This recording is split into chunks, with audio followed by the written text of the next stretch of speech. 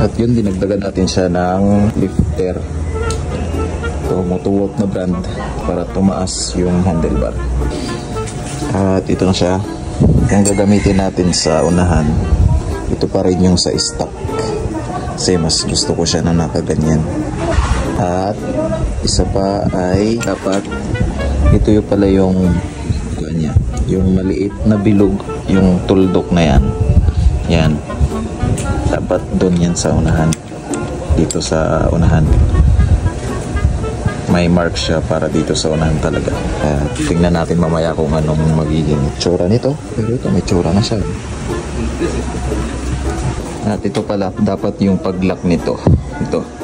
Dito, dito, kabilaan. Dito, dito, dito, dito, dito, dito, dito, dito. Ito ang view pag nasa front. Ito pag sa likod. At ito na siya. Ikabit na natin at ilagay natin ito.